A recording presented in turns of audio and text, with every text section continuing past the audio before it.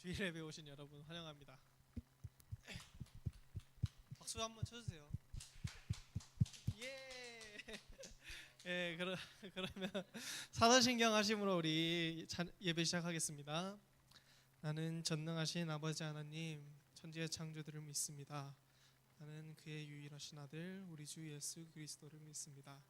그는 성령으로 잉태되어 동정녀 마리아에게서 나시고 본디오 빌라도에게 고난을 받아 십자가에 못 박혀 죽으시고 장사된 지 사흘 만에 죽은 자 가운데서 다시 살아나셨으며 하늘에 오르시어 전능하신 아버지 하나님 우편에 앉아 계시다가 거기로부터 살아있는 자와 죽은 자를 심판하러 오십니다. 나는 성령을 믿으며 거룩한 공교회와 성도의 교제와 죄를 용서받는 것과 영의 부활과 약속을 믿습니다. 아멘.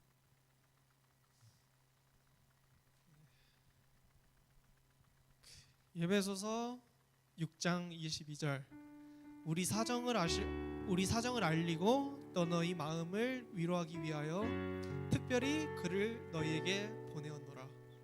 오늘 우리와 함께 하십니다.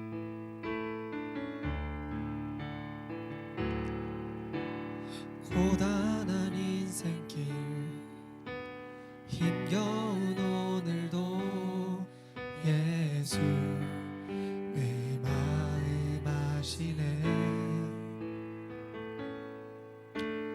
지나간 아픔도 마주할 세상도 예수 내 마음 아시네. 고단한 인생길 힘겨운 오늘도 예수 내 마음 아시네. 지나간 아픔도 마주할 세상도 예수 내 마음 아시네. 믿음에 붙들어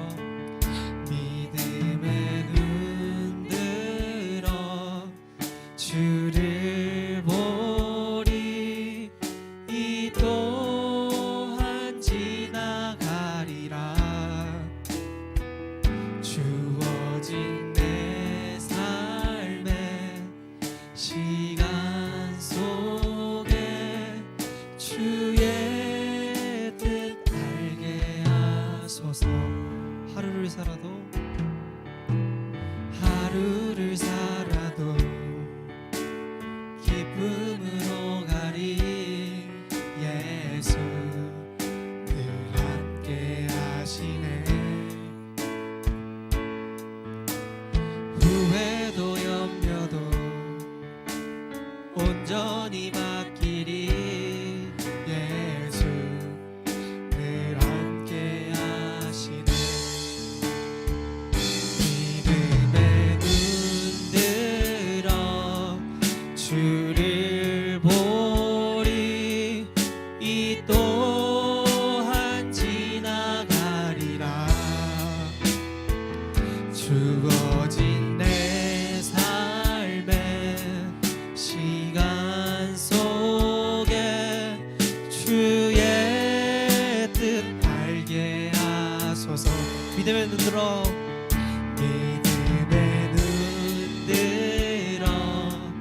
주를 보리. 이 또한 지나가리라. 주어진 내 삶의 시간 속에 주의 뜻 알게 하소서.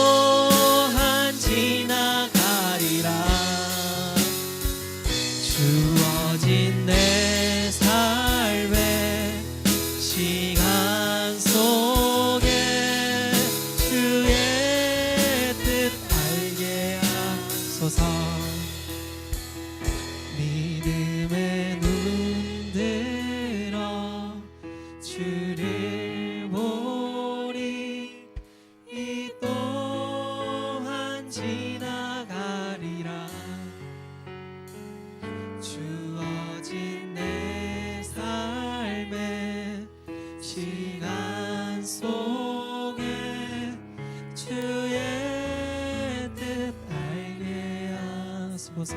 주의 뜻 알게 하소서. 주의 뜻 알게 하소서. 네, 하나님 우리와 함께 하십니다. 우리가 하나님의 뜻을 더욱더 알기를 원합니다.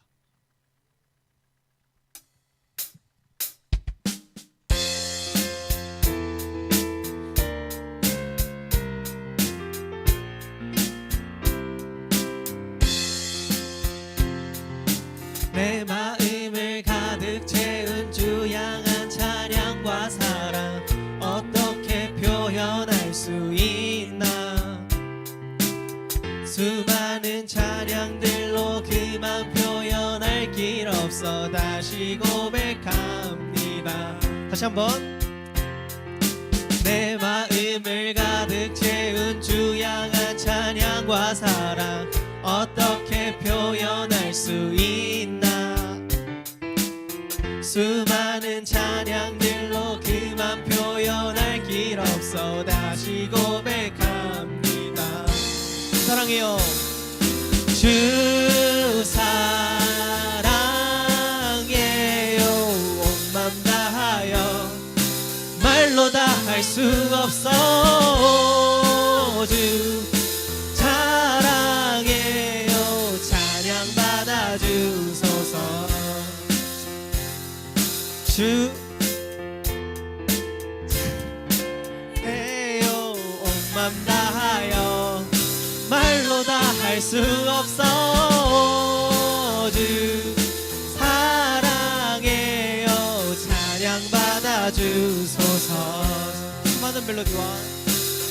수많은 멜로디와 찬양들을 드렸지만 다시 고백하길 원하네. 주님은 나의 사랑 삶의 중심 되시오니 다를 찬양합니다. 주 사랑해요. 온 맘 다하여 말로 다 할 수 없어. 주 사랑해요. 찬양 받아주소서. 사랑해요. 주 사랑해요. 온 맘 다하여 말로 다 할 수 없어. 주 사랑해요. 찬양 받아주소서.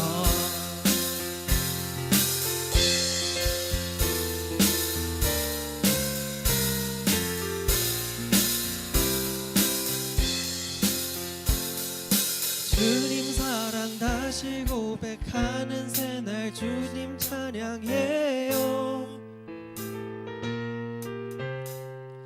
주님 사랑 다시 고백하는 찬양 주신 감사해요.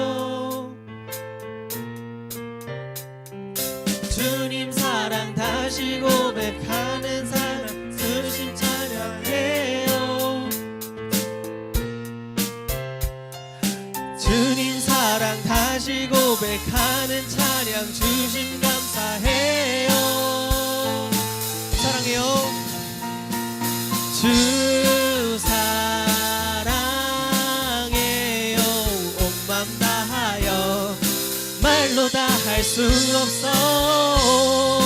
주 사랑해요. 찬양 받아주소서. 다시 한번. 주 사랑해요.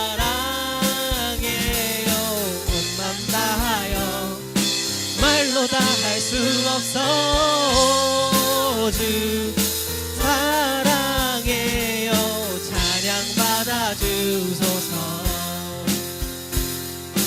찬양 받아주소서.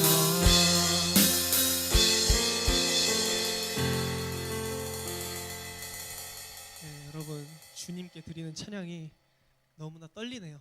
떨려서 저도 모르게 실수가 많이 나왔습니다.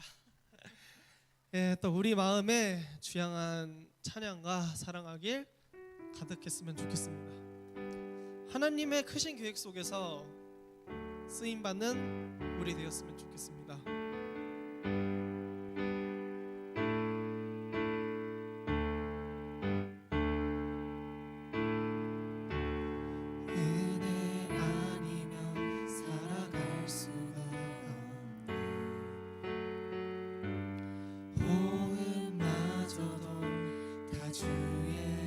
것이니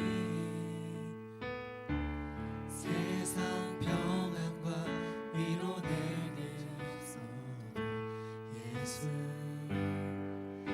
오직 예수뿐이네. 은혜 아니면 은혜 아니면 살아갈 수가 없네. 호흡마저도 다 주의 것이니 세상 평안과 위로 내게 없어도 예수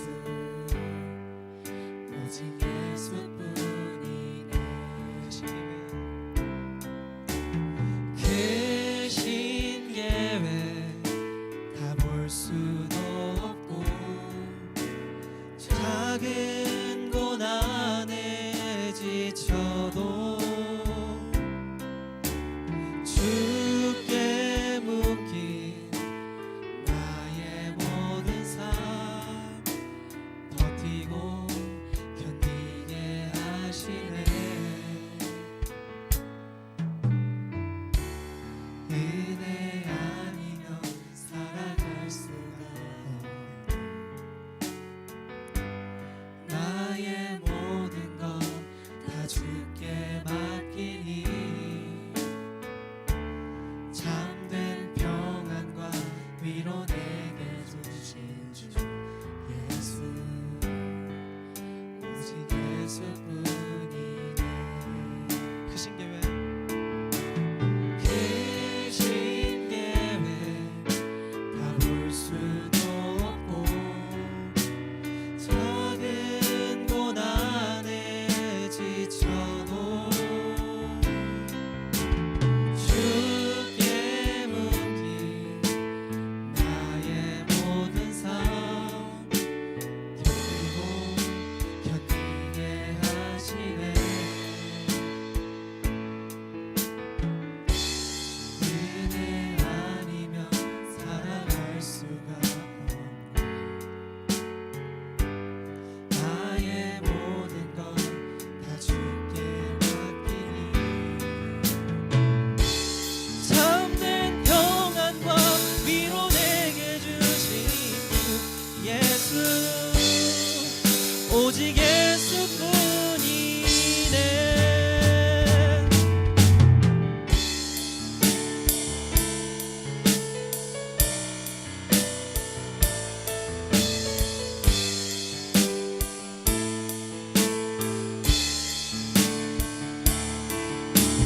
그 신예회 다 볼 수도 없고 작은 고난에 지쳐도 주께 묶인 나의 모든 삶 버티고 견디게 하시네. 그 신계획 그 신예회 다 볼 수도 없고 작은 고난에 지쳐도 주께 묶인 나의 모든 삶 버티고 견디게 하시네. 은혜 아니면 살아갈 수가 없네.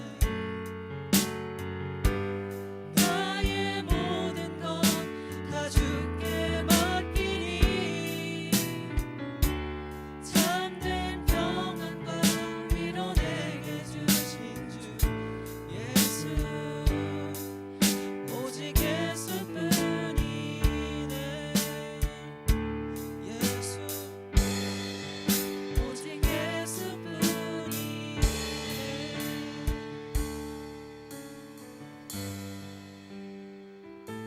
오늘 드린 우리 찬양의 고백처럼 나 예수뿐입니다. 나의 유일한 고백의 대상이 당신이 되길 나 그렇게 간절히 바랍니다. 나의 삶을 주께 맡겨드립니다. 나의 삶의 주인은 당신이십니다. 날 이끌어 주세요. 하나님, 우리 그렇게 기도합시다. 하나님, 날 이끌어 주세요. 나의 삶의 주인 되신 하나님, 날 이끌어 주세요. 우리 그렇게 기도하면서 다 같이 기도했으면 좋겠습니다. 기도하겠습니다.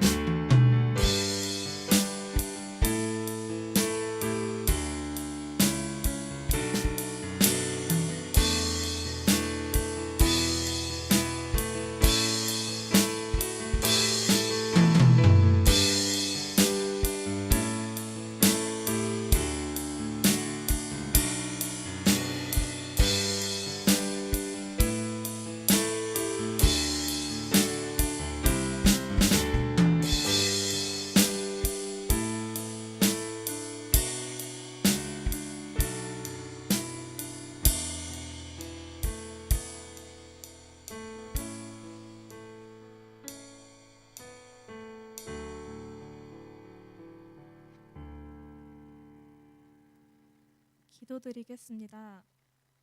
우리를 사랑으로 돌봐주시는 하나님, 이 시간 우리가 함께 모여 주님을 예배합니다.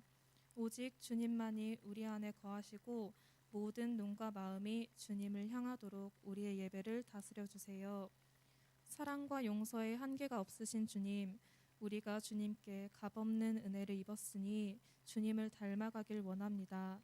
말씀대로 사랑하지 못하고 인내하지 못하며 낙심하고 불안해하는 우리의 죄를 용서해 주시고, 주님을 따르며 사는 일이 조금은 어렵고 힘들게 느껴지더라도 끝까지 포기하지 않는 믿음과 용기를 허락해 주세요.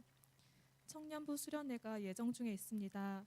주님 안에서 함께 기뻐하고 즐거워하며 서로를 배려하고 아껴주는 귀한 시간이 되도록 주께서 길을 열어주세요.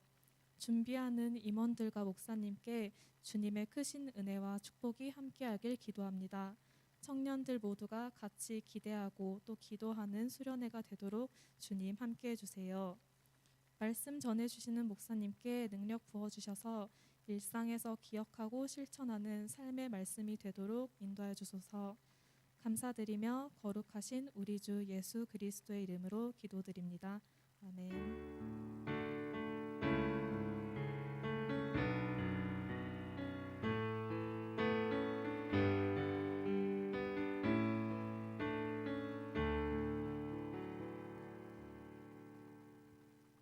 오늘 우리에게 주시는 하나님의 말씀은 사무엘상 15장 13절부터 23절입니다. 구약성경 432페이지입니다. 오늘 말씀은 사무엘상 15장 13절부터 23절입니다. 구약성경 432페이지입니다. 다 함께 하나님을 경외하는 마음으로 자리에서 일어서시겠습니다. 오늘 말씀을 저와 여러분이 한 절씩 교독하시겠습니다. 사무엘이 사울에게 이른즉 사울이 그에게 이르되 원하건대 당신은 여호와께 복을 받으소서. 내가 여호와의 명령을 행하였나이다 하니,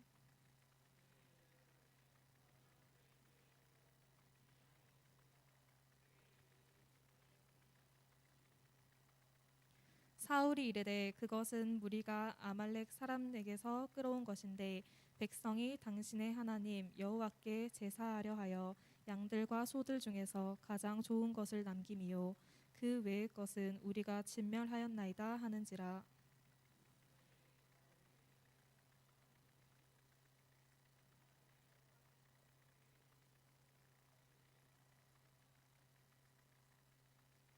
사무엘이 이르되 왕이 스스로 작게 여길 그때에 이스라엘 지파의 머리가 되지 아니하셨나이까.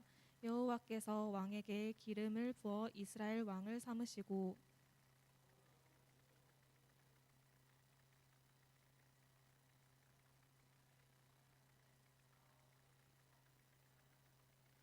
어찌하여 왕이 여호와의 목소리를 청종하지 아니하고 탈취하기에만 급하여 여호와께서 악하게 여기시는 일을 행하였나이까.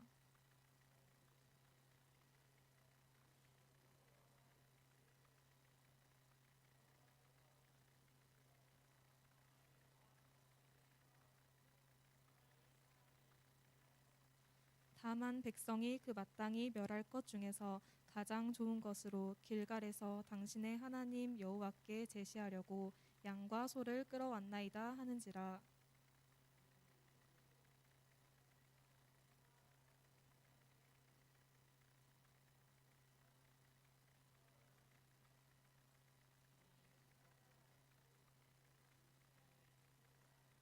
같이 읽겠습니다. 이는 거역한 것은 점치는 죄와 같고 완고한 것은 사신 우상에게 절하는 죄와 같음이라. 왕이 여호와의 말씀을 버렸으므로 여호와께서도 왕을 버려 왕이 되지 못하게 하셨나이다 하니. 아멘. 네, 반갑습니다. 한 주간 또 잘 지내셨어요?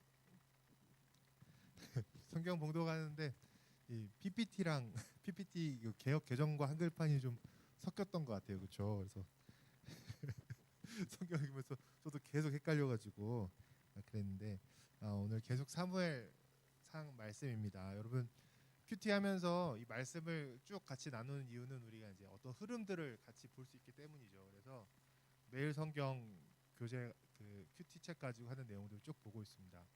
이스라엘이 어떤 일들을 이제 겪게 되는지, 사울 왕이 세워진 초기에 대한 일이죠. 우리가 지난 주에는 하나님이 사울 왕을 세우시려고 하는 그 장면들을 보았습니다. 되게 우연인 것 같지만 이 앞나기를 잃어버리고 찾으려고 하는 이 사울과 또 모든 길을 이끌어 오신 것이 다 하나님의 계획이었죠. 그래서 우연처럼 보였지만 하나님이 사울을 불러오셔서 이제 왕을 세우시는 그런, 그래서 우리 삶을 그렇게 인도하신 하나님에 대해서 우리가 봤는데, 안타깝게도 사울 왕이 좋지가 못하죠. 리버브가 많이 들어간 것 같죠? 네. 그래서 마스크 벗을까요? 그래서 사울이 몰락하는 과정을 우리가 지난주에서 계속해서 사울 왕이 왜 이렇게 몰락하게 되었는가, 그거에 대해서 우리가 말씀을 보고 있는데, 오늘 말씀을 통해서 우리가 보면서 하나님의 뜻대로 산다는 건 무엇인가, 하나님의 뜻대로 사는 건 무엇인가, 어떻게 살아야 되는가, 이것들에 대해서 우리가 지금 말씀을 보면서 함께 나누고 함께 기도하기를 원합니다. 사울이 왕 위에 오를 때는 굉장히 부끄러움이 많은 사람이었어요. 큐티에서 아시죠? 그래서 지목되었을 때 그 모든 사람보다 그 어깨보다 키 하나가 더 있는 큰 사람인데도 불구하고 숨어 있었습니다. 숨어가지고 사람들 앞에서 부끄러워할 정도로 굉장히 이 사울은 겸손한 사람, 스스로를 작게 여기는 사람, 오늘 말씀에 따르면 그런 사람이었죠. 그리고 왕으로 세워졌을 때, 그래서 저도 큐티할 때 재밌게 봤던 중 하나가, 어떤 불량배들은 사울을 인정하지 않았죠. 사울이 왕이 된다는 것에 대해서 무슨 저런 사람이 우리를 다스린다고 이러면서 사울을 인정하지 않는 그런 모습들도 나왔었습니다. 근데 이 사울이 이제 굉장히 용맹해져서 11장에 그 암몬 사람들 물리칠 때 암몬 사람들이 와서 말도 안 되는 너희 눈을 빼라 뭐 이런 요구를 하고 쳐들어왔을 때, 사울이 소를 몰고 오다가 막 소를 잡고 하나님의 영이 크게 감동되어서 막 전쟁을 나가는 거죠. 그래서 사람들을 막 죽이고 대승을 거둡니다. 대승을 거둬서 이 왕으로 세워지고 또 계속해서 승승장구하는 이 모습들을 보여주고 있죠.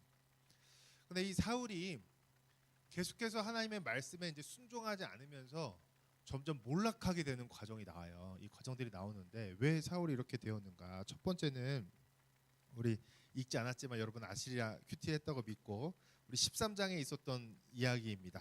13장에 있었던 어떤 일이 있었죠? 그 사울이 40세 때 왕이 되어서 이스라엘 2년째 다스리던 그때 이 블레셋과의 전쟁이 있었죠. 블레셋과의 전쟁이 있어서 아직 이스라엘 백성은 왕이 세워졌지만 이 모든 경제 체제가 막 다 확 돼 있던 때가 아닌 거예요. 초기이기 때문에. 그래서 지파 있는 사람들이 와서 모여서 전쟁에 나가고 이래야 되는데, 전쟁이 와서 다 모여서 길갈에서 모여서 있는데, 이 이스라엘은 전쟁하기 전에 이 제사를 드리면서 하나님한테 예배드리고 하나님의 뜻을 묻고 그다음에 전쟁하러 가는 거였죠. 그래서 이 사무엘이 7일 뒤에 오기로 했어요. 이래 동안 기다려서 사무엘이 와서 같이 하나님한테 예배드리고 기도하고 하나님의 뜻을 묻고 전쟁에 나가기로 했는데 사무엘이 안 오는 거예요. 그러니까 이 사울이 되게 불안해지기 시작했습니다. 아니 정한 기간에 빨리 와서 해야 되는데 적들은 보이고 그러는데 또 지파들이 다 모여 있는데 안 오는 거예요. 그래서 사울의 첫 번째 것은 뭐냐면 사울이 막 백성들이 흩어지려고 그래요. 겨우 다 지파별로 모아놓은 백성들이 흩어지려고 그러니까 사울이 가져와라 그래서 자기가 번제를 드려버립니다. 번제를 자기가 드려버리고 그때 이제 사무엘이 왔어요. 사무엘이 황당하죠. 지금 왕이 뭘 했습니까? 그랬더니 사울이 백성이 내게서 흩어지고 당신은 정한 날에 내가 오지 않고 블레셋 사람들은 모여 있는 걸 내가 봐가지고 내가 먼저 예배 드렸습니다. 번제를 제사를 드렸습니다. 내가 하나님한테 은혜를 간구하지 못하였다 하고 번제를 드렸습니다. 그랬더니 사울이 굉장히 사무엘이 극노에서 이야기하죠. 왕이 망령되이 행하셨습니다. 왕이 여호와께서 명령하신 것을 지키지 않았습니다. 그래서 왕의 나라가 길지 못할 것이고 하나님이 마음에 드는 새로운 사람을 세우실 것입니다. 다윗 이야기를 하는 거죠. 그렇게 이야기를 했습니다. 그래도 하나님께서 역사해 주셔서 이 블레셋 사람들을 싸워서 이기게 되죠. 사울의 첫 번째 실수는 뭐냐면 기다리지 못하는 거예요. 기다리지 못하는 거.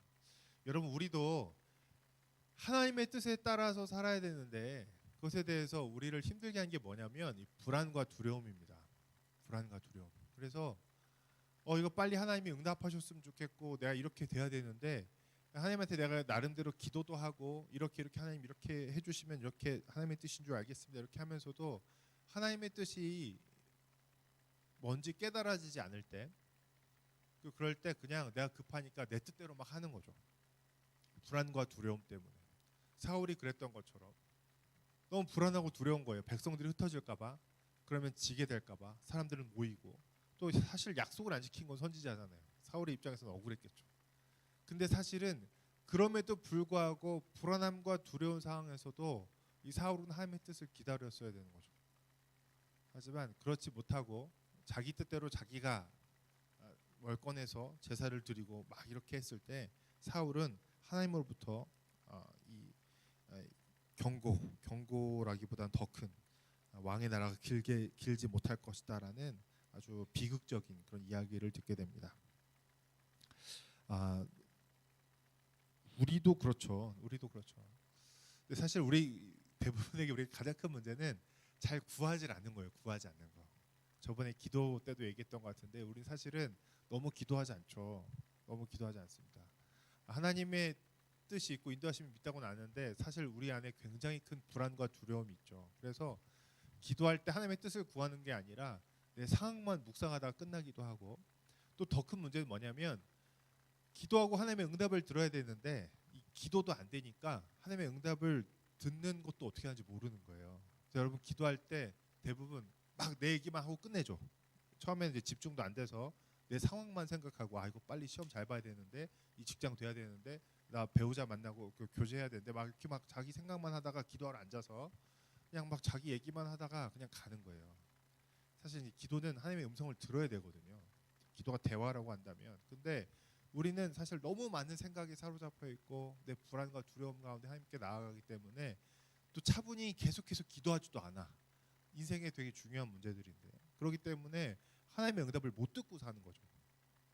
그래서 결국은 우리가 하나님의 뜻에 따라서 우리 인생의 중요한 일들을 하나님의 뜻의 응답을 받고 순종하면서 그것대로 우리 일들을 처리하기보다는 사실 우리는 굉장히 불안과 두려움에 쫓겨서 살아가고 있습니다. 불안과 두려움에 쫓겨 살아가고 있고 그래서 결국은 뭐 부모님이 원하시는 말대로 친구들이 야 이건 이렇게 해야 된대라는 것대로 아니면 그냥 나한테 그냥 어찌저찌 열리는 길대로 물론 하나님이 여러 가지 상황 가운데서 여러분을 인도하시고 여러분의 인생을 붙들고 계시지만 사실은 우리 너무나 많이 하나님을 신뢰하기보다는 불안과 두려움 가운데 하나님의 뜻도 깨닫지도 못하고 그냥 살아가고 있는 거예요. 그래서 여러분 바뀌어야 됩니다. 여러분 그래서 기도를 하셔야 돼요. 첫 번째는 기도를 잘해야 하나님의 응답을 들을 수 있어요.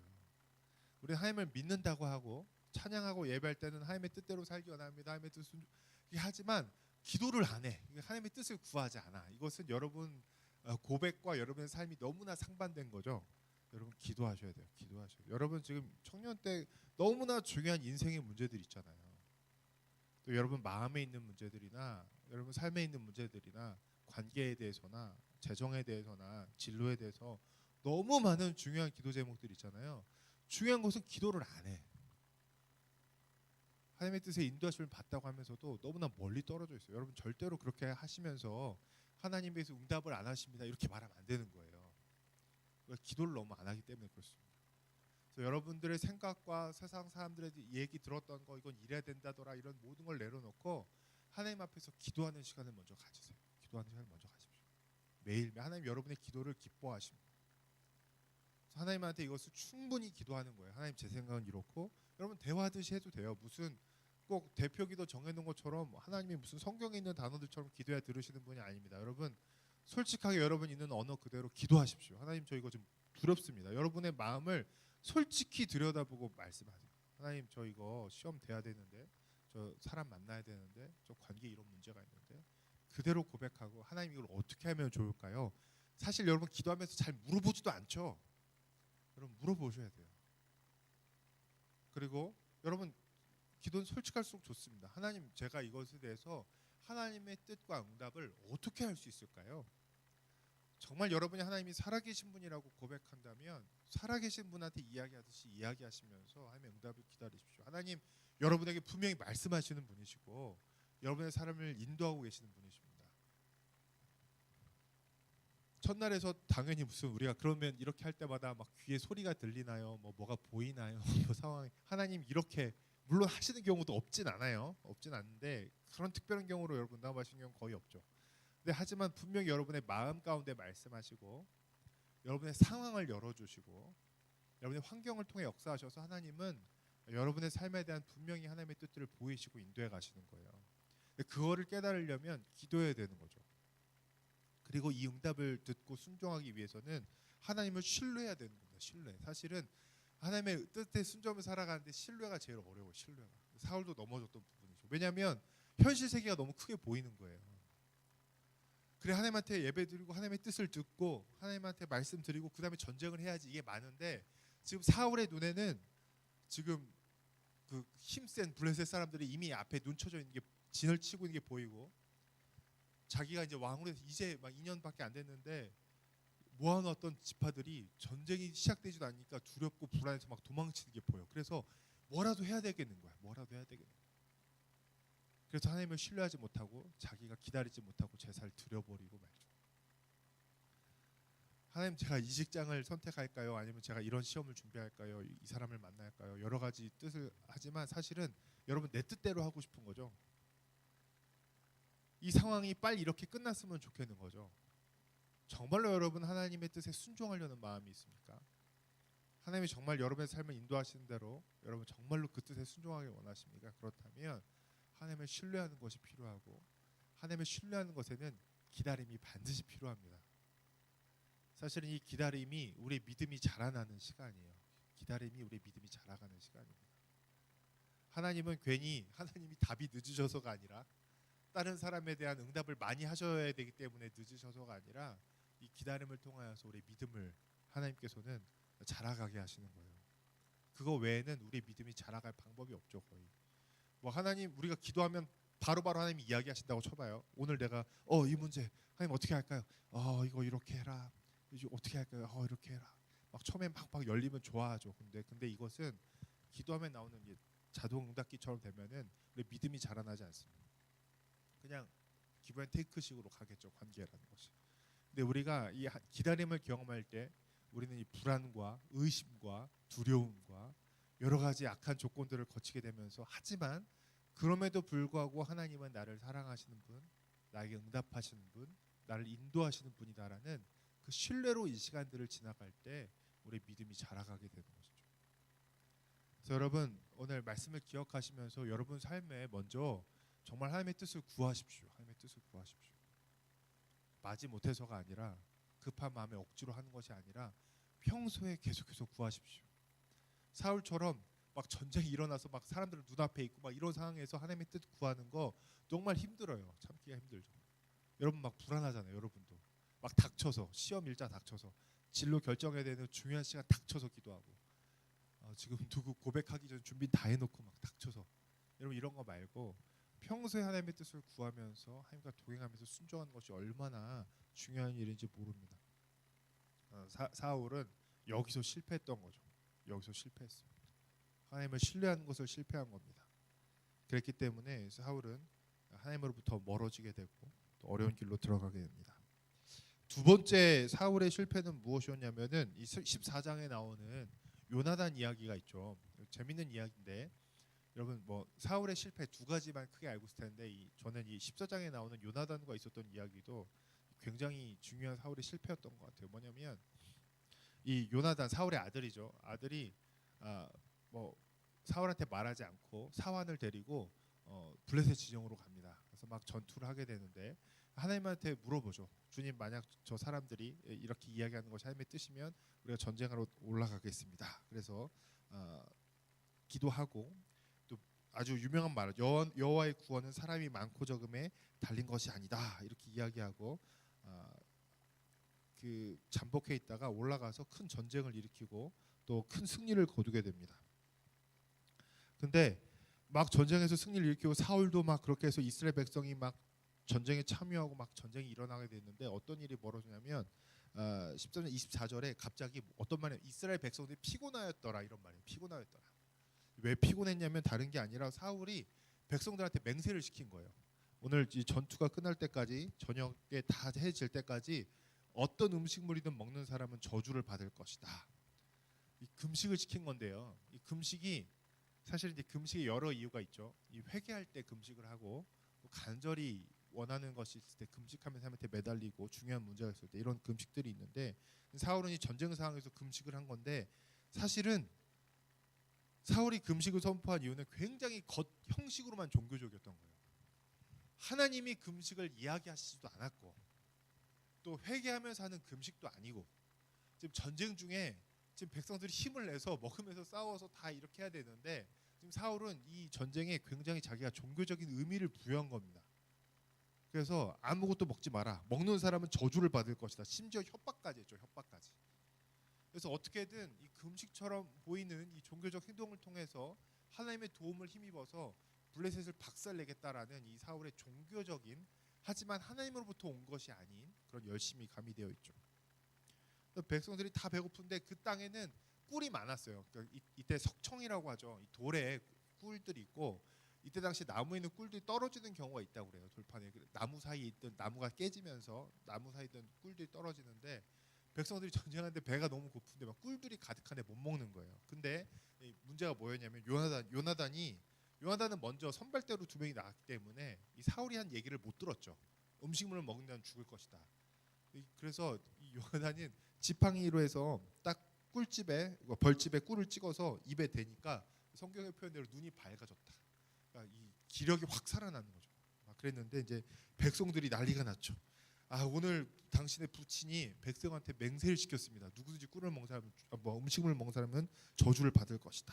그래서 백성이 피곤합니다. 우리 아버지가 잘못하셨다. 우리가 음식을 잘 먹었으면 더욱더 블레셋을 크게 이겼을 텐데 이런 얘기를 하고 돌아옵니다. 돌아와서 이 블레셋을 이 사울이 다 와서 오늘 밤에 이제 마지막으로 추격해서 다 전멸시켜 버리자. 블레셋을 전멸시켜 버리자. 이러고 있는데 먼저 제사장이 나와서 하나님한테 한번 여쭤보고 공격하시죠. 그래서 예배를 드렸는데 하나님이 응답하지 않으시는 거예요. 그래서 사울이 이거 우리한테 무슨 죄가 있다. 분명히 우리 중에 죄가 있는 사람 때문에 하나님이 응답을 안 하시는 거야. 자, 우리 우림과 둠밈이라는 거 여러분 들어봤죠? 그걸로 해서 하는데 누구한테 죄가 있는지 그래서 사울과 요나단 이쪽 지도자, 백성들 이쪽 누구한테 죄가 있나 제비 뽑으니까 사울 쪽에 있다고 나온 거예요. 사울, 요나단 누구한테 죄가 있냐? 요나단이 나온 거예요. 그 요나단이 나와서 얘기하죠. 내가 큰 잘못을 저질렀습니다. 제가 먹지 말라고 한 꿀을 먹었. 사실은 아무 상관없죠. 자기는 못 들었고 맹세하지도 않았으니까. 근데 요나단이 참 착합니다. 내가 꿀을 먹었으니까 내가 죽어도 마땅합니다. 그러니까 사울이 막 이렇게 하면서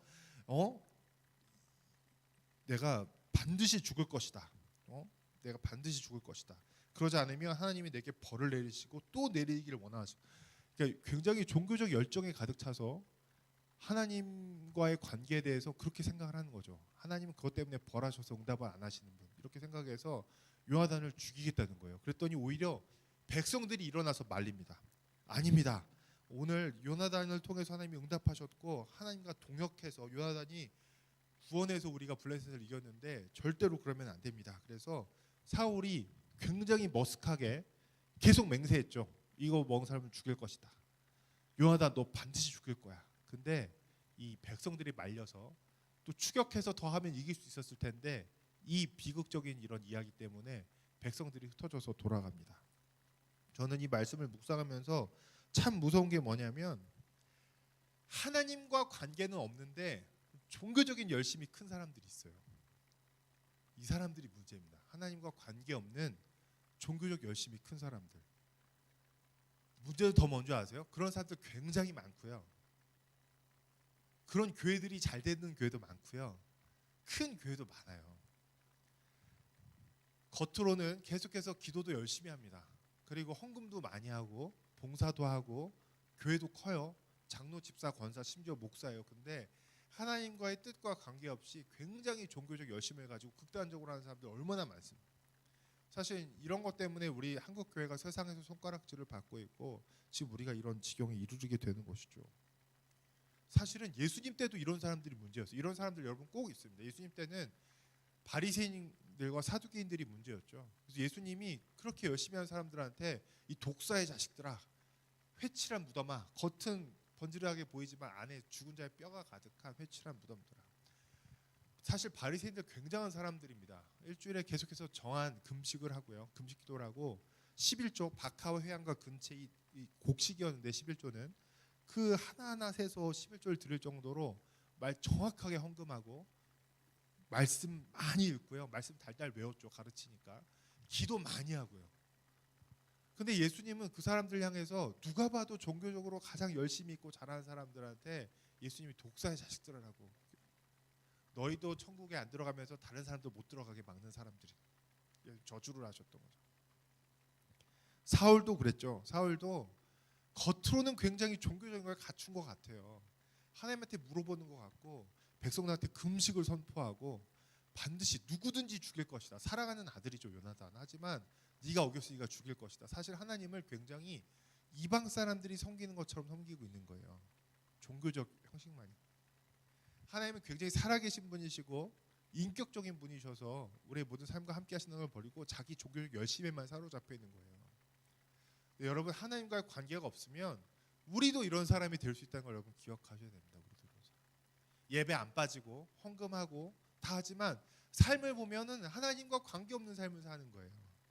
어떻게 믿는 사람이 저럴 수가 있지라고 할 정도로 심지어 교회 안에서 심지어 직분을 가진 사람들이 우리가 코로나를 겪으면서 이런 교회 지도자들이 많이 나왔죠. 더 그래서 우리가 막 굉장히 비난을 받고 있지 않습니까? 세습을 하고 서양 사람들이 만류하는 말도 안 된다는 세습을 하고 부정을 저지르고 하지만 그것을 여러분 들어보면 하나님의 뜻이라고 설교하고 하나님의 뜻이라고 이야기를 해요. 오늘 사울이 그랬던 것처럼 종교적 열심은 있지만 하나님의 뜻과는 전혀 상관없는 사실은 이것이 사울이 점점 더 하나님으로부터 멀어지게 되고 사실은 이런 결과들을 낳게 되었죠. 오늘 말씀 본문 읽은 것 마지막 세 번째 이 사울의 잘못된 점입니다. 오늘 이 세 번째는 이 결정적인 거였는데요. 15장 우리 길어서 다 읽지 않았지만 1절부터 보면은 그래도 이 사무엘이 계속해서 하나님의 뜻들을 전하기 시작합니다. 15장 1절에 사무엘이 사울한테 와서 여호와께서 나를 보내서 왕에게 기름 부어서 이스라엘 백성의 왕을 삼으셨으니까 왕은 이스라엘 이 하나님의 말씀을 들으십시오. 하나님의 말씀을 들으셔야 됩니다. 아직까지 완전히 포기한 게 아니죠. 하나님의 음성을 전합니다. 무엇을 말하면 아말렉이랑 전쟁을 하는 거예요. 옛날에 아말렉이 애굽에서 나올 때 길에서 대적한 일. 옛날에 이 모세가 아론과 이스라엘 백성을 출애굽시켜서 나올 때 아무것도 없었는데 가진 것도 없고 굉장히 연약한 모습이었죠. 노예로 나왔으니까 무기도 없는데 아말렉 사람들이 잔인하게 뒤에서 막 추격하면서 공격했던 일이 있었죠. 그래서 하나님이 이 아말렉을 대적한 일로 하나님이 아말렉을 치시니까 3절에 아말렉을 쳐서 모든 소유를 남기지 말고 진멸하라. 진멸이라는 게 나오는데 다 죽이는 겁니다. 그래서 남녀, 소아, 젖 먹는 아이, 우양, 낙타, 나귀를 죽이라. 굉장히 자세히 나오죠. 남녀는 소아, 어린아이까지 젖 먹는 젖먹이도 죽이라고 우양도 죽이라고. 사실은 좀 이해가 안 되죠. 왜 이렇게 하나님이 잔인하신가. 그렇게 잔인하다고 이야기를 하는 사람이 많은데 사실은 이것은 뭐냐면 하나님의 재앙인데 헤렘이라는 하나님의 전쟁이에요. 그래서 이것은 하나님한테 잘못하고 대적한 이때 당시에 그 민족들을 벌하는 그 하나님의 성전. 그래서 칼날로 그것을 갚는 것, 어떤 다른 전염병이라든지 그런 것들로 갚는 것이 아니기 때문에 하나님의 전쟁은 모든 사람들 다 진멸해야 되는, 다 보복하고 하나님의 백성을 대적했던 것에 대해서 다 진멸하는 그런 전쟁이었어요. 그래서 하나님의 뜻은 지금과 굉장히 많이 다르죠. 굉장히 우리 당황스럽지만 이때는 모든 것을 다 진멸하는 것이 하나님의 뜻이었어요. 그래서 사울이 백성을 소집해서 보니까 보병이 20만 명, 유다 사람이 10,000명이었다. 여수 인구가 28만 그 정도 되죠. 그래서 그렇게 많이 보병을 모아서 이제 전쟁을 하게 되었어요. 근데 사울이 전쟁을 하려고 보니까 겐 사람이라는 사람들이 있는데 이 애굽에서 올라올 때 선대했던 사람들. 그래서 그 사람들을 아말렉 사람 중에서 떠나가라. 우리 이제 전쟁을 할 거니까.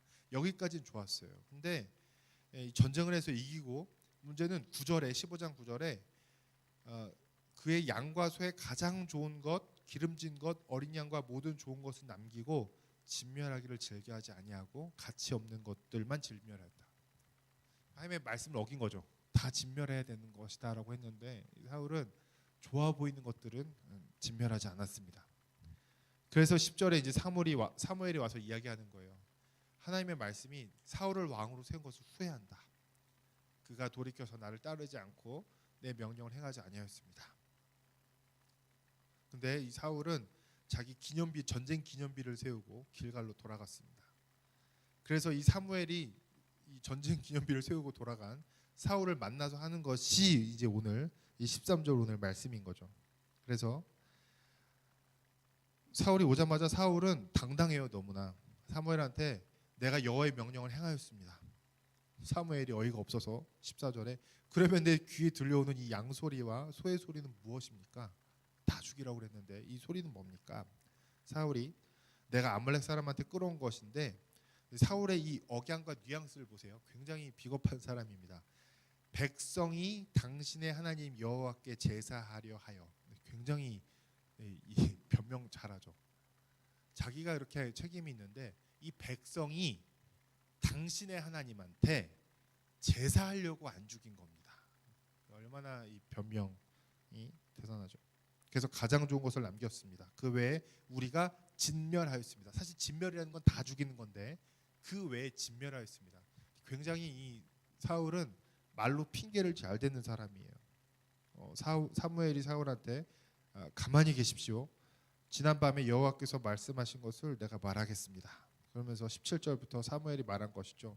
왕이 스스로 작게 여길 때 겸손하고 왕이 하나님의 뜻에 따라서 순종하면서 살아가야 된다는 걸 알고 있고 하나님이 나를 왕으로 세우셨다는 걸 알고 있고 스스로 겸손할 때는 이스라엘 지파의 머리가 되지 않으셨습니까? 하나님이 왕에게 기름 부으셔서 이스라엘 왕을 삼지 않으셨습니까? 근데 하나님께서 왕을 보내셔서 다 없애라고 하나하나 목록까지 이야기하면서 완전 다 죽이라고 했는데 왜 하나님의 말씀을 청종하지 않고 귀담아 듣지 않고 탈취하기만 급하여서 하나님께서 악하신 일을 했습니까? 사울이 변명하죠. 20절에 아닙니다. 내가 하나님의 목소리를 잘 들어서 여호와께 보내신 길로 가서 악악을 끌고 왔고 다 진멸했지만 21절에 또 변명. 다만 백성이 내가 아니라 백성이 그 마땅히 멸할 것 중에서 가장 좋은 것으로 당신의 하나님한테 제사하려고 양과 소를 끌어왔습니다. 이 사울의 이 변명이 보이시나요? 하나님의 뜻에 사실은 자기가 순종하고 싶지 않았고 사실 이것에 대해서 핑계대고 다른 사람 때문이었다라고 교묘하게 제사 드리려고 좋은 게 좋은 거지 않습니까? 하나님 제사 받는 거 좋아하시잖아요. 하나님 가장 좋은 것으로 제사 받으시면 얼마나 좋겠습니까? 이게 하나님과 얼마나 관계없는 사람이 하는 말인가를 우리가 볼 수 있죠. 그래서 한 말이 22절이 사실 성경에서 굉장히 유명한 구절이고 이 구절은 나중에 선지자들이 이스라엘한테 계속하는 반복돼서 나오는 말 중에 하나입니다. 뭐냐면 22절 말씀 우리 너무 저 혼자 얘기하고 있죠. 우리 같이 한 목소리로 22절 말씀 읽어보겠습니다. 시작. 사무엘이 이르되 여호와께서 번제와 다른 제사를 그의 목소리를 청종하는 것을 좋아하심 같이 좋아하시겠나이까.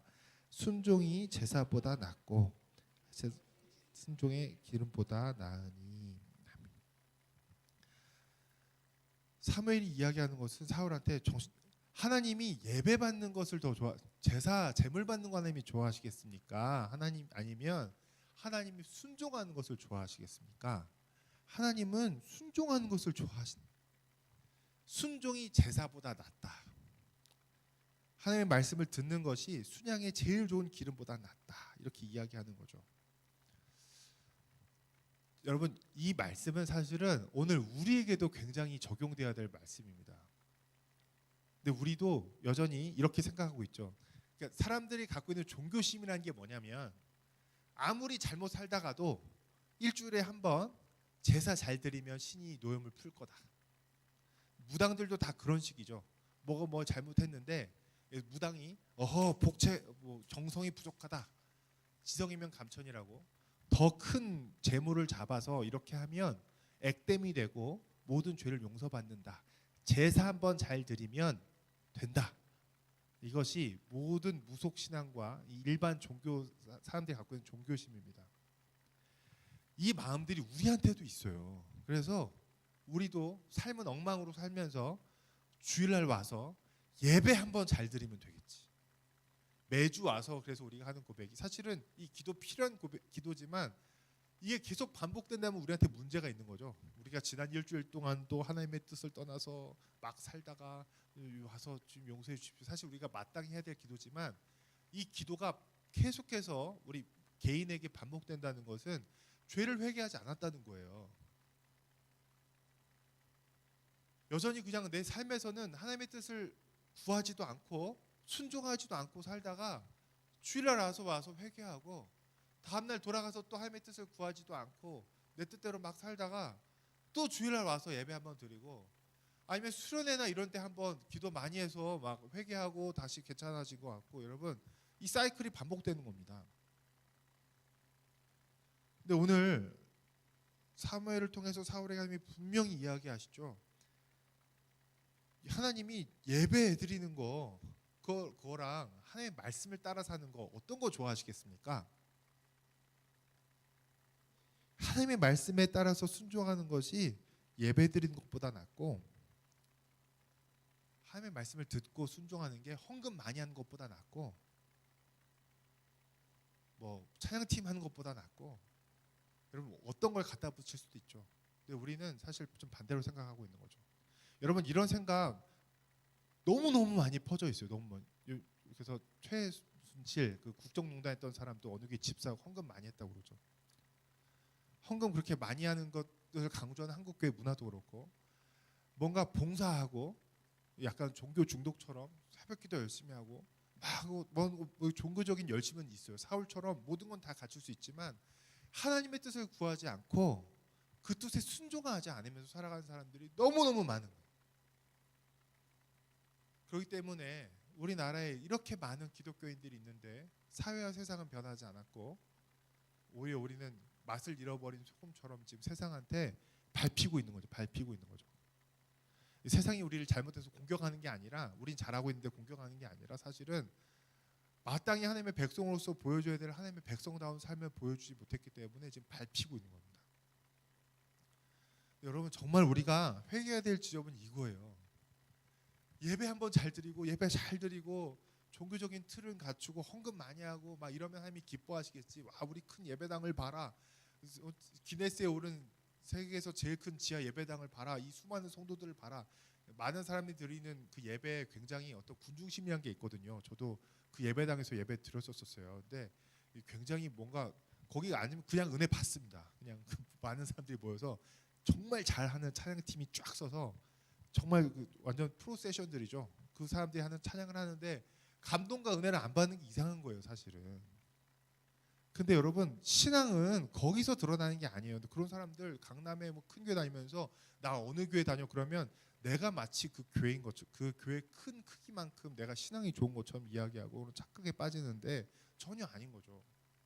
사실은 그런 거 다 없어졌을 때 하나님한테 어떻게 예배하느냐가 진짜 그 사람의 신앙이고 더 나아가서 주일날 예배 드릴 때 내 모습 말고 내 평소의 삶의 모습이 내가 평소의 삶에서 하나님의 뜻을 구하고 하나님의 말씀에 순종하면서 살아내는 이것을 하나님이 더 기뻐하신다는 거예요. 오늘 이 사무엘이 분명히 이야기하고 있습니다. 여러분 오늘 우리가 이 사울의 실패들을 보면서 저도 너무 아쉽죠. 처음에는 하나님이 막 인도하시면서 하나님의 뜻들을 보여주면서 왕으로 세우시고 그렇게 겸손하고 승리를 거두면서 하는 왕이에요. 사실 인생으로 보면 잘 나갔어요. 블레셋에 대한 전쟁 다 이겼습니다. 잘 이기고 왕권도 굳건해졌고 심지어 보세요. 아말렉을 이겨서 전쟁 기념비까지 세웠잖아요. 전쟁 기념비까지 세워서 이때가 사울의 인생에서 제일 잘 나간 순간이에요. 제일 잘 나간 순간, 전쟁 기념비를 세운 순간. 제일 사람들한테 인기면 명성이면 모든 것을 다 얻었는데 그때 하나님으로부터 버림을 받습니다. 우리가 내가 원하는 대로 좋은 직장을 갖게 되고 좋은 배우자와 결혼하고 내 삶에서 제일 잘 나가고 모든 것이 내 삶에 우리가 원하는 것 외에 그것과 하나님과 전혀 관계가 없을 수 있다는 이야기예요. 전혀 관계가 없을 수 있다. 실제로 우리가 정말 그리스도인이라면 예배 한번 잘 들어서 끝내겠다는 것이 아니라 얼마나 우리 삶 가운데 하나님의 뜻을 물어보고 있고 하나님 내 삶을 정말 인도해 주세요. 주일날만 나와서 찬양 때 고백하는 거 말고 주님이 나의 왕, 나의 주인, 내 삶을 인도하시는 주일날만 나와서 찬양하는 거 말고 여러분 이 고백대로 정말로 여러분의 삶에서 그렇게 기도하고 있는가? 그리고 하나님의 음성을 들으려고 하는가? 정말 듣고 싶고 또 거기에 내가 순종하려고 하는가? 사실은 하나님이 그걸 원하신다는 거죠. 여러분 사실 저한테도 그렇고 우리한테도 굉장히 이 사울의 실패는 많은 의미를 가져다 줍니다. 하나님의 뜻을 순종하고 동행하는 삶, 이것이 예배드리는 것보다 하나님은 순종하는 것을 더 기뻐하신다. 우리 삶에서 하나님의 뜻들을 이루며 살아가야 되는 것이죠. 여러분 하나님의 뜻은 뭐 우리 개인에게만 주어진 것이 아니라 여러분 너무나 명백합니다. 예수님이 말씀하셨죠. 많은 율법들 다 모아서 하나님을 사랑하고 이웃을 사랑해라. 하나님의 뜻입니다. 여러분 뭐 하나님이 특별하게 막 계시를 주시고 뭐 이런 것이 아니더라도 하나님의 뜻은 말씀을 통해서도 그렇고 우리 삶에 너무나 많이 쉽게 드러나 있어요. 문제는 우리가 그것을 순종하면서 사느냐입니다. 여러분 우리의 삶을 인도하신 하나님을 여러분 정말 믿으십니까? 정말 믿으십니까? 그러면 우리의 신앙생활이 바뀌어야 됩니다. 그러지 않으면 종교적인 열심은 있어도 껍데기만 남아버린 하나님의 뜻과 정반대되는 일을 하고 예배는 잘 드리고 겉은 화려하고 인생에서 성공할 줄 모르지만 하나님으로부터 버림받거나 멀어지는 이 사울의 모습을 보면서 우리도 어떻게 살아가는 것이 그리스도인인가? 나의 신앙은 무엇인가? 난 어떤 삶을 살아야 되는가? 굉장히 고민해야 될 일입니다. 여러분 중요한 것은 하지만 하나님은 우리를 버리지 않으시고 포기하지 않으시고 우리와 동행하시면서 끊임없이 우리의 삶을 인도하신다는 것이죠. 그래서 오늘 우리가 이제 찬양하고 우리 같이 우리의 삶을 인도하신 하나님한테 고백하면서 나아갔으면 좋겠습니다. 오늘 말씀 준비하면서 좀 많이 무겁죠. 하지만 여러분 우리가 감사하고 기뻐해야 될 것은 이때와 달리 예수님의 십자가를 통해서 하나님이 우리 모든 죄를 예수 그리스도의 십자가를 통해서 용서하셨고 이것이 우리에게 그 방만을 준다는 것이 아니라 성령님이 직접 우리에게 오셨기 때문에 성령님이 우리와 함께 우리의 삶을 인도하고 계십니다. 이 시간 하나님 내가 하나님의 말씀에 순종하면서 살아가겠습니다.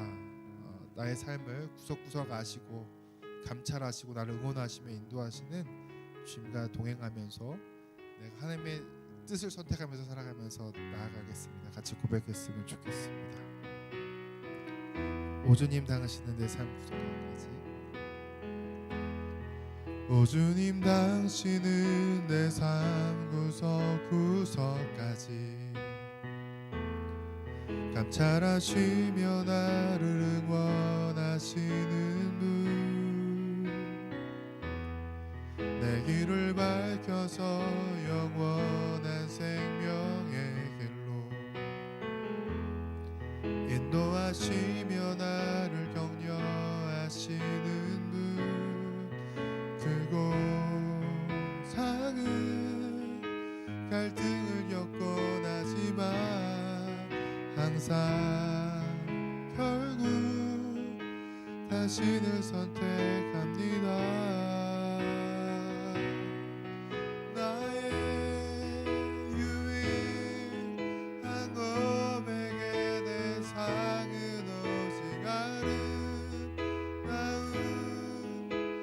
당신뿐입니다. 나의 유일한 고백의 대상은 오직 아름다운 당신뿐입니다. 나의 예배를 받으소서, 홀로 영광을 받으소서 주여. 나의 우리 한 번 더 찬양할까요? 오 주님 당신은 내 삶 구석, 오 주님 당신은 내 삶 구석구석까지 감찰하시며 나를 응원하시는 분, 내 길을 밝혀서 영원한 생명의 길로 인도하시며 나를 격려하시는 분, 크고 작은 갈등을 겪곤 하지만 항상 결국 당신을 선택합니다. 나의 유일한 고백의 대상은 오직 아름다운 당신뿐입니다. 나의 유일한 고백의 대상은 오직 아름다운 당신뿐. 나의 유일한 고백의 대상은 오직 아름다운 당신뿐입니다. 나의 유일한 고백의 대상은 오직 아름다운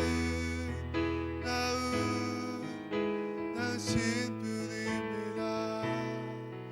나의 예배를 받으소서, 홀로 받으소서 주여, 나의 주여. 우리 기독교가 좀 독특한 것이 있죠. 어떤 것이냐면 이 하나님을 왕이라는 단어를 써서 표현한다는 겁니다. 우리가 사무엘상 처음에 왕이 세워질 때도 봤듯이 우리는 하나님을 왕이라고 이야기해요. 예수 우리 왕이여 이곳에 오셔서 하나님 우리를 다스리시는 왕이십니다. 사실은 사울 왕이 아니라 이스라엘 정말로 다스리시는 분은 하나님이시죠. 우리의 삶도 마찬가지입니다. 우리의 삶도 우리가 고백하는 것처럼 내가 내 삶의 주인이 아니라 하나님이 내 삶의 주인이시고 하나님이 내 삶을 다스리시죠. 요즘 세상은 이것을 반대로 말합니다. 너 자신이 되라. 상황은 어렵고 경쟁이 심하고 할 때 네 자신이 돼야 돼. 본래 너로 돌아가야 돼. 네가 주인된 삶을 살아라. 네가 원하는 것을 해내라. 하지만 여러분, 우리 그리스도인들은 하나님이 왕이시다. 하나님이 내 삶을 인도하고 계신다. 하나님이 나를 구원하셨다. 우리는 하나님의 뜻에 따라야 된다라고 이야기하는 것이 우리 기독교입니다. 여러분, 우리가 세상적인 생각에 너무 젖어 있으면 우리가 입으로는 하나님이 왕이십니다, 나의 주인이십니다 하면서 사실은 내가 주인이고 내가 왕이죠. 하나님을 이용해 먹는 거예요. 하나님, 내가 원하는 이거 하나님 되게 해주셔야 돼요. 하나님, 내가 원하는 직장 여기 가게 해주셔야 되고, 내가 원하는 이거 돼야 되고요. 사실은 기도하지만 내가 주인입니다. 그렇기 때문에 우리가 하나님한테 구하지 않는 거예요. 하나님의 음성을 아예 듣지를 않으려고 합니다. 하나님은 그냥 내 뜻만 들어주시면 됩니다. 여러분, 이것이 우리에게 엄청 우리에게 잘못된 신앙이고, 이것이 우리를 너무나 많이 우리의 신앙을 망가뜨리고 있어요. 여러분, 왕 되신 하나님 앞에 여러분 또 너무 사랑이 많으신 분이셔서 우리 삶 구석구석을 돌아보시면서 우리를 응원하시고 우리 길을 밝혀서 영원한 생명의 길로 인도하시는 분께 여러분 삶의 모든 문제를 물어보십시오. 여러분이 주인이 됐던 거 내려놓고, 이렇게 돼야 되는데 내 생각과 내 뜻 내가 내려놓고 하나님의 음성을 구하시면서 순종하신 여러분이 되시기를 바랍니다. 예배 한번 드려서 모든 걸 다 때우겠다가 아니라, 그때 내 마음에 감동이 있으면 은혜 받은 것처럼 그게 땡이 아니라 우리의 삶에서 얼마나 순종을 하느냐가 더 중요한 문제라고 오늘 말씀이 이야기하는 것처럼 주님 내 삶을 붙들어 주십시오. 내일부터 시작되는 나의 일상에서 우리 안에 계신 성령님과 동행하면서 주님의 음성을 귀 기울이고 주님께 여쭤보고 순종하는 삶을 살겠습니다. 나와 함께하여 주십시오. 주님 나에게 응답하여 주십시오. 동행하여 주십시오. 이 시간 같이 소리 내어서 같이 함께 기도하시겠습니다. 하나님 아버지, 이 시간에 우리가 우리의 삶을 주님의 손에 올려드리며 기도하기를 원합니다. 성령님 이 시간 우리 청년들을 붙들어 주시고 우리 삶 가운데 찾아오셨어요. 우리가 겸손하게 우리의 삶의 주인의 자리를 내려놓고 왕의 자리를 내려놓고 하나님의 음성을 들으며 여쭤보고 아버지 응답을 듣고 주님께서 원하시는 대로 주님께서 기뻐하시는 대로 살아가기를 원합니다. 하지만 주님 내 삶을 돌아봤을 때 사실은 내가 기뻐하는 대로 살아가기 원하고 내가 원하는 대로 살아가길 원하면서 하나님 나를 그냥 서포트해 주셔야 돼요 라고 말하면서 내가 주인이고 내가 왕이 된 삶을 살았음을 정교적인 형식은 있고 그럴듯한 모습은 있고 그럴듯하게 기도하고 말씀을 전하고 찬양하지만 사실은 주님 내 삶의 주인이 누구인지를 주님 말씀 앞에서 기도 앞에서 좀 정확하게 돌아보기를 원합니다. 성령님 우리를 붙들어 주시고 우리가 회개하게 하여 주시고 우리의 삶을 돌이키게 하여 주셔서 왕 되신 하나님의 말씀에 순종하며 아버지 주님께서 기뻐하신 순종의 열매를 맺으며 살아갈 수 있도록 좀 역사하여 주시옵소서. 하나님 아버지, 오늘도 우리 예배를 받아주시고 말씀을 통하여서 우리에게 알려주시고 우리 함께 기도하게 하시니 감사합니다. 주님, 오늘 말씀을 통해서 우리가 우리 자신을 스스로 정직하게 비추어 보았을 때 우리도 찬양할 때나 기도할 때는 주님을 왕이라고 내 삶의 주인이라고 고백하지만 사실은 너무도 우리가 우리의 삶의 왕과 주인처럼 살아왔음을 돌아보게 됩니다. 주님의 뜻은 잘 구하지도 않았으면서도 주님 이것은 이렇게 해주셔야 돼요, 이것은 내 뜻을 이렇게 하셔야 돼요 라면서 오히려 주님을 가르치듯이 주님은 그냥 나의 서포터가 되세요라고 이야기하면서 내가 왕인 것처럼 실상은 살아왔음을 정직하게 고백합니다. 성령님 우리를 긍휼히 여겨주시고 우리를 새롭게 하여 주셔서 지금 우리가 우리의 삶 가운데 하나님의 뜻을 구하고 하나님의 뜻에 따라 순종하며 살아가는 주님의 백성으로 살아가게 하여 주시옵소서. 하나님 우리가 주님의 뜻을 여쭤보겠습니다. 기도하겠습니다. 말씀을 읽으며 하나님의 뜻을 알아가려고 하겠습니다. 지금 우리의 마음들을 붙잡아 주시고 지금 우리가 주님의 뜻을 구할 때 주님의 뜻을 알려주시고 순종하는 마음을 허락하여 주셔서 우리가 다른 것보다 주님이 무엇보다도 기뻐하시는 순종의 삶으로 하나님이 원하신 열매를 맺으며 살아갈 수 있도록 주여 우리를 붙들어 주시옵소서. 감사드리며 예수님의 이름으로 기도합니다. 아멘. 이 시간 내게 있는 향유옥합 찬양하면서 하나님께 예물 드리도록 하겠습니다.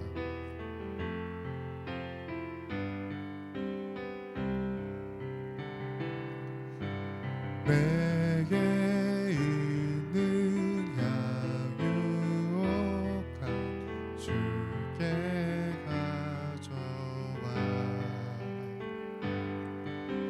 그 발 위에 입 맞추고 깨뜨립니다.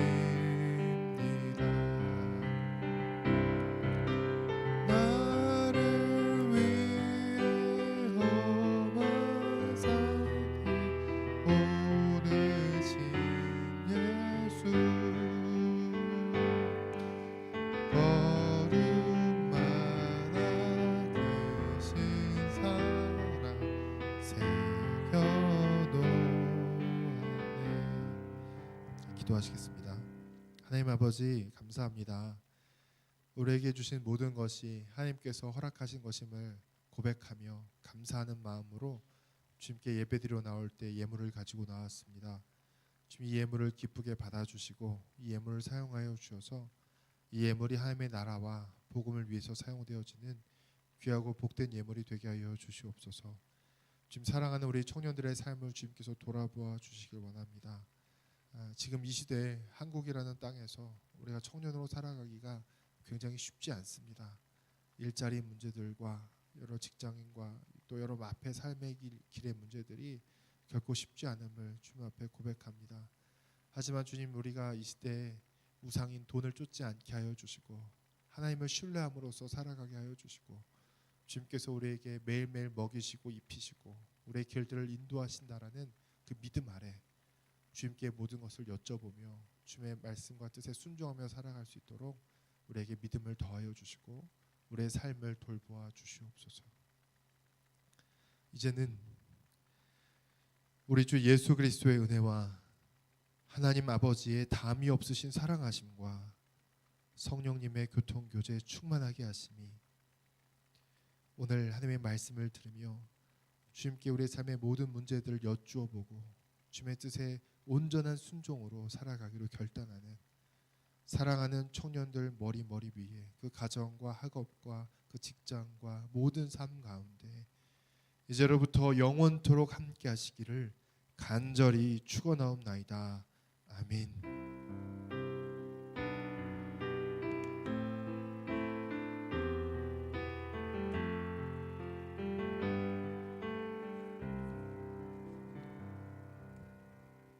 네, 안녕하세요, 여러분. 네, 예배에 오신 여러분을 환영합니다. 저희 광고하려고 하는데요. 저희 이번 주 오늘 그 저희 교회가 달마다 첫째 주 저녁에는 저녁 예배를 드립니다. 그래서 오늘 주일 저녁에 예배가 있습니다. 저녁 7시 30분 본당에서 예배가 드려질 예정이니 참석하실 분들은 참고해 주시기 바라겠고요. 그리고 저희가 내일부터 월요일, 화요일, 수요일에 저희 교회 부흥회가 있어요. 그래서 안호성 목사님이 울산 온양 순복음 교회 목사님이신데 다니엘 기도회 거기에 다니엘 기도에 오시는 엄청 유명한 강사분이시기도 하다고 해서 좀 기대를 가지고 언제나 어디서나 그리스도인이라는 주제로 부흥회가 진행될 예정이니 시간 되시는 분들은 함께 은혜의 자리에 나오셔서 은혜 많이 받으셨으면 좋겠습니다. 저희 이제 셀모임 하려고 하는데요. 제가 조를 불러드리도록 하겠습니다. 지연, 주영, 민혁, 담비, 만석 이렇게 같은 셀 하시면 될 것 같고 상희, 상빈, 자연, 준용 이렇게 한 셀, 서연, 지원, 지혜, 상일 이렇게 같은 셀로 모이도록 하겠습니다. 이상입니다.